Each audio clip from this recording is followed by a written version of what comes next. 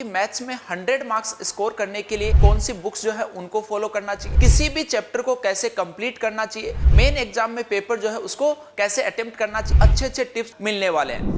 Hello students, welcome to ATP Star Kota. Myself Amit Mahila, maths faculty at ATP star.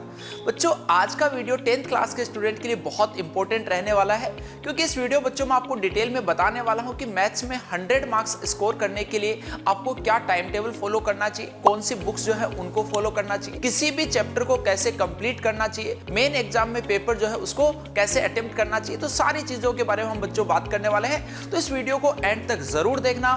काफी help बच्चों आपको मिलने वाली है, काफी अच्छे अच्छे टिप्स जो है वो आपको इस वीडियो के थ्रू मिलने वाले हैं। तो देखो, सबसे पहले तो आपको अपना सिलेबस कंप्लीशन जो है उस पर फोकस करना चाहिए। आप ऐसा बच्चों मान के चलिए कि अभी से अराउंड 120 डेज का टाइम है आपके पास में, आपके मेन एग्जाम मैथ्स का जब पेपर होने वाला है उसमें। तो आप अपना सिलेबस जो बच्चों लास्ट आप ऐसा कर सकते हो कि दिसंबर एंड तक आपका सिलेबस जो वो कंप्लीट हो जाना चाहिए, क्योंकि उसके बाद में अराउंड 45 डेज जो वो आपको प्योरली रिवीजन के लिए आपके पास में रहने चाहिए, अगर आप मैथ्स में फुल मार्क्स जो स्कोर करना चाहते हो तो आप अपना सिलेबस जो उसको इसके अकॉर्डिंग प्लान कीजिए पूरा। ऐसा नहीं कि आप पहले पूरा सिलेबस कंप्लीट करने के बाद में बच्चों उसका रिवीजन स्टार्ट करोगे। आपको रिवीजन जो वो अभी से सिलेबस कंप्लीशन के साथ साथ में स्टार्ट करना होगा, क्योंकि बच्चों आप अभी उन चैप्टर्स को स्टार्ट कर सकते हो रिवाइज करना जो आपको इजी लगते हैं। आपको लगता है कि ये चैप्टर जो उस पर मेरी अच्छी कमांड है, उन चैप्टर्स का रिवीजन जो बच्चों आप अभी से स्टार्ट कर दीजिए, क्योंकि जब लास्ट में जब आपका सिलेबस कंप्लीट हो जाएगा तो आप देखोगे कि ऑलरेडी आप 3 या 4 चैप्टर्स जो है उनको रिवाइज कर चुके हो, तो बचे हुए टाइम में आपको कम ही चैप्टर्स को रिवाइज करना पड़ेगा। तो वहां पे मेंटली प्रेशर जो वो बच्चों आप पे थोड़ा सा कम रहेगा। इसके अलावा सेकंड जो बच्चों बहुत इंपॉर्टेंट चीज है जिसमें बच्चे काफी लैग करते हैं कि लास्ट में, क्योंकि आपको पता है कि यार मैथ्स का पेपर जो आपका 3 आवर्स का रहने वाला है, लेकिन बच्चों की सिटिंग कैपेसिटी जो वो 3 आवर्स तक की होती नहीं है। बहुत सारे स्टूडेंट की आप में से नहीं होगी। कौन कौन इस प्रॉब्लम से जूझ रहा है अभी तक कि आप 3 घंटे लगातार जो बैठ के पढ़ ही नहीं पाते, कमेंट सेक्शन में जरूर बताना। तो आपको यार देखो, 3 आवर्स मैथ्स को एक साथ एक स्ट्रेच में देने। काफी बार आप क्या करते हो कि पहले मान लो कि आधा घंटा आपने मैथ्स पढ़ लिया, उसके बाद में साइंस। नहीं बच्चों, आपको 3 आवर्स जो वो स्ट्रेच एक साथ एक ही स्ट्रेच में आपको मैथ्स में देना पड़ेगा, क्योंकि जब आप अभी से बच्चों 3 घंटे एक साथ बैठ के मैथ्स के क्वेश्चन को सोल्व करोगे, तभी आप मानिए कि मेन एग्जाम में जाके उस पेपर को जो उसको सोल्व कर पाओगे। तो अभी से 3 आवर्स की स्टडी कीजिए, और जब आप क्वेश्चन को सोल्व कर रहे हो, आप कोई भी जो लॉन्ग टाइप के क्वेश्चन है बच्चों, उनको जब सोल्व करो तो उनको डिटेल्ड उनका सॉल्यूशन लिखिए।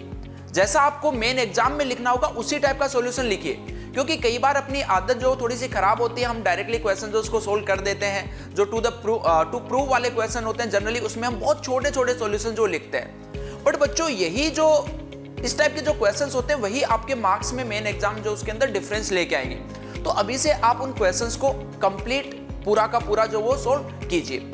अगली चीज है कि आपके साथ में ऐसा होता होगा कि कुछ मिस्टेक्स जो वो, जैसे बड़े कुछ क्वेश्चन आपके 10th बोर्ड में बच्चों ऐसे भी आने वाले हैं जिनकी कैलकुलेशन जो थोड़ी सी लेंथी होती है, और बार बार आपसे उनमें गलती जो ज्यादा होने के चांसेस रहते हैं। तो आप ऐसे क्वेश्चंस की प्रैक्टिस जो ज्यादा से ज्यादा कीजिए, और फिर जैसे एक बार आपका सिलेबस पूरा कंप्लीट हो जाता है, जब आप रिवीजन कर रहे होंगे, तो उसमें उस टाइम पे बच्चों आपको कम से कम जो आपका मेन एग्जाम होगा उससे पहले कम से कम आपको 10 मॉक टेस्ट जो वो देने हैं मैथ्स के फुल सिलेबस के। अभी आप मॉक टेस्ट कहां से दोगे? एक तो देखो, एनसीईआरटी ने आपके लिए सैंपल पेपर बनाए हैं, उनका यूज आप कीजिए। दूसरा, जो सीबीएसई ने पहले जो पेपर लिए उन पेपर्स का यूज कीजिए। तीसरा, आप किसी हेल्प बुक जो है उसको बच्चों जरूर सोल्व कीजिए। कितने बच्चे आप में से अभी ऐसे हैं जो हेल्प बुक को सोल्व करते हैं? क्योंकि हेल्प बुक से बच्चों क्या होता है, आपको हर एक चैप्टर के क्वेश्चन तो एक्स्ट्रा मिलते हैं, साथ में कोई एक ऐसी हेल्प बुक सोल्व कीजिए जिसके अंदर 5 से 7 आपके पास में अनसोल्ड पेपर। उन पेपर को आप एज ए मेन एग्जाम, आप ऐसा मान के चलिए कि आप मेन पेपर जो वो देने जा रहे हो मैथ्स का, उसी तरीके से 3 आवर्स में बैठिए और उस पेपर को पूरा बहुत सुंदर सुंदर ढंग से बच्चों सोल्व कीजिए। और सोल्व करने के बाद में उसको जो भी आपके एक्सपर्ट टीचर्स हैं, जिन्होंने बहुत सालों से ऐसे बच्चों को पढ़ाया है, जिनके 100 मार्क्स आ रखे हैं, ऐसे टीचर से आप अपनी कॉपी जो बच्चों चेक करवाइए, क्योंकि जब तक आपको ये एनालिसिस का पता नहीं लग पाएगा कि आप एग्जैक्टली कहां पे स्टैंड कर रहे हो, अब क्योंकि हमें खुद को कई बार पता नहीं होता कि हम छोटी छोटी गलतियां कर रहे होते हैं, और वो छोटी छोटी गलतियां वही टीचर पकड़ सकता है जिसके पास में इतना एक्सपीरियंस हो, जिसने खुद ने बोर्ड्स की कॉपियां जो वो चेक कर रखी हो, तो उसको एग्जैक्टली पता होता है कि बच्चे ने क्या मिस्टेक कर रखी है। तो उस टीचर के आप लगातार कांटेक्ट में रहिए, वो धीरे धीरे आपको आपकी मिस्टेक्स बताएंगे और इसी तरीके से बच्चों ये आपकी मिस्टेक जो इंप्रूव होंगी, इसके अलावा कोई और अदर वे आपके पास में इन मिस्टेक्स को इंप्रूव करने का नहीं है। अगली चीज, जब भी आप मॉक टेस्ट वगैरह ये दो तो अभी से हैबिट डालो कि लास्ट में जो आपके आंसर्स आते हैं उन आंसर्स को आप बॉक्स में बंद करके उसको क्वेश्चन का सॉल्यूशन उसको खत्म करो, ताकि टीचर की नजर जो डायरेक्टली वहीं पे पड़े। ऐसा नहीं होना चाहिए कि मान लो कि आपका आंसर गलत है और फिर आपने कॉन्फिडेंटली उसको बॉक्स में बंद कर दिया, तो इससे थोड़ा सा नेगेटिव इंप्रेशन जो वो भी पड़ता है। तो आप कॉन्फिडेंट होने चाहिए कि आपका क्वेश्चन सही है, उसी केस में बच्चों आपको ऐसा करना है। दूसरा यार, डायग्राम, काफी बच्चों का मैंने देखा है डायग्राम जो है वो बहुत ही मतलब ऐसे रफली वो ड्रॉ कर देते हैं। तो आप यह डायग्राम जब ड्रॉ करते हो तो उसमें पूरा स्केल वगैरह का यूज कीजिए। जैसे आपको मैं यहाँ पे एक देखो टॉपर बच्चे की कॉपी आपको दिख रही होगी, इसने कितना सुंदर तरीके से ये डायग्राम जो वो ड्रॉ किया हुआ है। उसके बाद में कितना सिंपल और एक सुंदर तरीके से उसने देखो पूरा क्वेश्चन का सॉल्यूशन जो उसको एक्सप्लेन किया हुआ है, एक एक स्टेप उसने लिखा हुआ है। क्योंकि काफी बार हम ये सोचते हैं कि यार ये बहुत छोटी सी चीज है, इसको मैं क्यों लिखूं। लेकिन बच्चों आपको हर एक चीज जो वहां पे पेपर में लिखनी होगी, आप कोई भी स्टेप जो आपको मिस नहीं करना, क्योंकि हर एक स्टेप जो उसके बच्चों मार्क्स होते हैं। कहीं पे अगर मान लो कि किसी क्वेश्चन में फॉर्मूला 2 बार अप्लाई हो रहा है, तो आप दोनों बार वहां पे साइड में लिखोगे कि मैंने ये वाला फॉर्मूला जो अप्लाई किया है। अगली इंपॉर्टेंट चीज है बच्चों फॉर्मूला शीट। क्या आप सबने अभी तक आपके सारे चैप्टर्स जो उसकी फॉर्मूला शीट तैयार कर रखी है? अगर नहीं कर रखी है तो मेरे को कमेंट सेक्शन में बताओ, मैं आपके लिए बच्चों फॉर्मूला शीट मैथ्स के जितने भी चैप्टर्स हैं उनके सारे फॉर्मूलाज आपको एक साथ एक जगह पे प्रोवाइड करवाने वाला हूं। क्योंकि यार देखो फॉर्मूला से क्या होता है कि आपको भी पता होगा कि आपके स्टार्टिंग में 20 ऑब्जेक्टिव क्वेश्चन जो आने वाले हैं, वो ऑब्जेक्टिव क्वेश्चन जो डायरेक्टली फॉर्मूला बेस्ड क्वेश्चन होते हैं, और जो मेन लॉन्ग क्वेश्चन होते हैं उसके अंदर भी फॉर्मूला जो तो यूज आते ही हैं। तो अगर आपको फॉर्मूलाज अच्छे से याद नहीं होंगे तो बच्चों आप उन क्वेश्चंस को सही नहीं कर पाओगे। तो फॉर्मूलाज आपकी टिप्स पे होने चाहिए, उनको सबको। अगर आपने कोई चैप्टर नहीं भी पढ़े तो उन सारे चैप्टर्स के फॉर्मूलाज एक जगह आप लिख के रख लीजिए। और फिर जैसे ही आप हैबिट डाल लीजिए कि दिन में एक बार जो इनको रिवाइज करना ही करना है, आप देखोगे कि 10 या 15 दिन के बाद में बच्चों आपके एक एक फॉर्मूला जो है वो आपके टिप्स पे रहने वाले हैं। तो ये सारी की सारी चीजें जो है वो आपको करते हुए चलनी है अभी से। क्योंकि काफी सारे स्टूडेंट ऐसा सोचते हैं कि लास्ट में जाके हम ये सब चीजें करेंगे, बट बच्चों नहीं, आपको अभी से ये चीजें करते हुए चलोगे तब जाके आप ऐसा मानिए कि इन 4 मंथ्स में आप अच्छे से तैयार हो पाओगे मैथ्स में फुल मार्क्स जो स्कोर करने के लिए। इसके अलावा बच्चों जब आप अभी से जब कोई भी चैप्टर कवर कर रहे हो तो उस चैप्टर में अगर मान लो कि कोई क्वेश्चन आपको डिफिकल्ट लगता है, आपको लगता है कि यार इस क्वेश्चन का सॉल्यूशन मेरे को बार बार देखने की जरूरत पड़ती है, तो ऐसे क्वेश्चन को आप अभी से मार्क करके रखिए बच्चों। क्योंकि जब आप लास्ट में जब रिवीजन करोगे तो रिवीजन करते टाइम आप सारे क्वेश्चंस को बार बार जो वो सोल्व करके नहीं देख सकते। जो क्वेश्चन ऑलरेडी आपके स्ट्रॉन्ग है उनको बार बार सोल्व करने से कोई फायदा नहीं होगा। तो आप डिफिकल्ट क्वेश्चंस को अगर आप अभी से मार्क करके रखोगे तो बच्चों आप मान के चलिए कि लास्ट में जब रिवीजन करोगे तो आपको सिर्फ और सिर्फ उन्हीं क्वेश्चन जो उनको रिवाइज करने की जरूरत पड़ेगी। यानी कि आप कम टाइम में इफेक्टिवली जो वो क्वेश्चंस का रिवीजन बहुत अच्छे ढंग से बच्चों कर पाओगे। लास्ट चीज बच्चों, जब भी आपका मैथ्स का पेपर होता है तो ऑब्वियस सी बात है कि आपका नॉलेज जो है वो तो अच्छा होना ही चाहिए, आपको सारे चैप्टर्स की नॉलेज बहुत अच्छे से होनी चाहिए। इसके अलावा रिप्रेजेंटेशन जो है वो आपका बच्चों बहुत अच्छा होना चाहिए, क्योंकि उसके बेसिस पे काफी सारी चीजें जो डिपेंड करती है।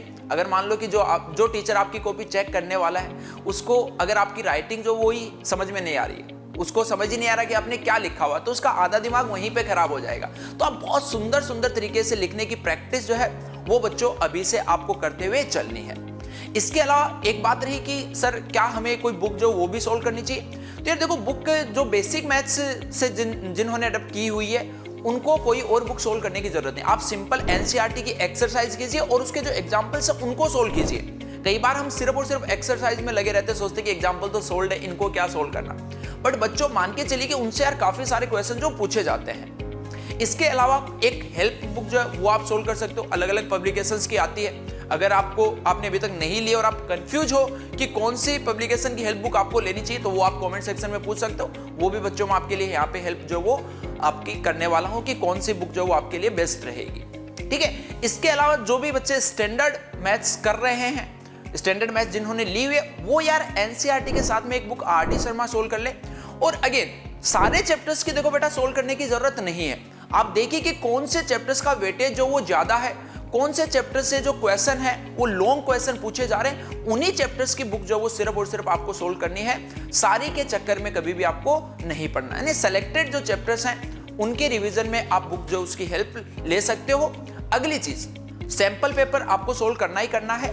तो अगर कोई भी आप सैंपल पेपर दो तो एक चीज का यार खास ध्यान रखना है। आपने देखा होगा कि लास्ट में आपके पास में कुछ क्वेश्चंस ऐसे होते हैं जिनमें अल्टरनेटिव ऑप्शंस होते हैं, यानी कि 2 क्वेश्चन में एक आपको सेलेक्ट करना होता है कि कौन सा करना है कौन सा नहीं। तो जब आप 3 आवर्स का पेपर दे रहे हो तो उस टाइम पे तो आप कोई सा भी क्वेश्चन सेलेक्ट करके सोल्व कर दीजिए। बट बच्चों 3 आवर्स का पेपर कंप्लीट करने के बाद जो क्वेश्चन आपने छोड़े हैं वो क्वेश्चन आपको जरूर सोल्व करने हैं, क्योंकि कहीं ना कहीं हो सकता है कि जो क्वेश्चन आपने छोड़ा वो थोड़ा सा आपका वीक हो इसलिए आपने छोड़ा, या फिर आपको नहीं आता हो इसलिए छोड़ा हो।